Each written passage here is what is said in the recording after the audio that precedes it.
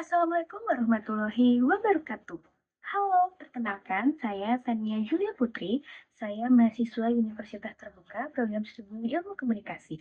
Di video ini saya akan menjawab tugas dari mata kuliah logika.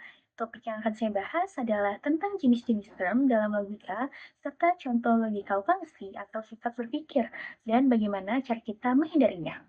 Pertama, jenis-jenis term. Dalam logika, term itu sebenarnya adalah kata atau frasa yang digunakan untuk menyebut suatu objek, orang, atau ide. Nah, term ini bisa dibagi berdasarkan jumlah dan sifatnya. Kalau dilihat dari jumlahnya, ada tiga jenis. Pertama, term singular. Ini adalah term yang merujuk pada satu entitas atau objek spesifik. Misalnya, Budi, yang mengacu pada suatu orang dengan nama Budi. Kedua, term partikular. Term ini digunakan merujuk pada beberapa entitas dalam kelompok tertentu, tapi tidak seluruhnya. Contohnya, beberapa orang di taman, atau hewan laut yang berarti hanya sebagian dari kelompok tersebut, bukan seluruhnya. Ketiga, term kolektif. Term kolektif merujuk pada sekelompok entitas yang dianggap sebagai satu kesatuan. Misalnya, tim sepak bola atau keluarga yang menunjukkan bahwa meskipun ada banyak orang atau entitas, mereka dianggap sebagai satu unit yang utuh. Kalau berdasarkan sifatnya, term dibagi menjadi tiga juga.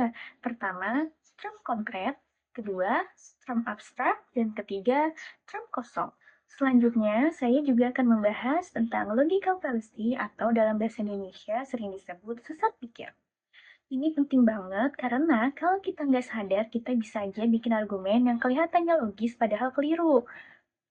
Logical fallacy atau kesalahan logika adalah kekeliruan dalam struktur argumen yang menyebabkan kesimpulan menjadi tidak sah atau tidak valid. Ini terjadi ketika ada kekeliruan dalam cara berpikir atau cara berargumen dibangun, meskipun mungkin tampak logis pada awalnya. Berikut beberapa jenis logical fallacy yang sering terjadi. Pertama, ad hominem, serangan terhadap pribadi. Dalam sesat pikir ini, seseorang menyerang karakter, kepribadian, atau aspek pribadi lawan bicara, alih-alih membahas argumen yang disampaikan. Hal ini dapat mengalihkan perhatian dari substansi masalah dan merusak kredibilitas orang yang bicara. Contoh, apa yang kamu katakan soal kebijakan pendidikan tidak ada gunanya karena kamu seorang guru biasa, bukan seorang pakar pendidikan. Penjelasan sederhana ini adalah ketika seseorang diserang pribadi, bukan argumennya. Kedua, strawman atau manusia jerami. Fallacy ini terjadi ketika seseorang menggambarkan atau membesar-besarkan argumen lawan dengan cara yang tidak akurat atau salah, lalu menyerangnya. Dengan cara ini, lawan terlihat kurang tepat padahal argumennya bisa jadi lebih baik atau lebih beralasan. Contoh, kamu ingin pengeluaran pemerintah dikurangi, jadi kamu pasti ingin memotong dana untuk pendidikan dan kesehatan yang akan merugikan banyak orang. Penjelasan sederhananya mengubah argumen lawan menjadi bentuk yang lebih mudah diserang atau bukan argumen asli. Ketiga, false dilemma atau dilema palsu. Jenis kesalahan berpikir ini terjadi ketika seseorang menganggap ada hanya dua pilihan yang mungkin, padahal ada banyak pilihan lain yang bisa dipertimbangkan.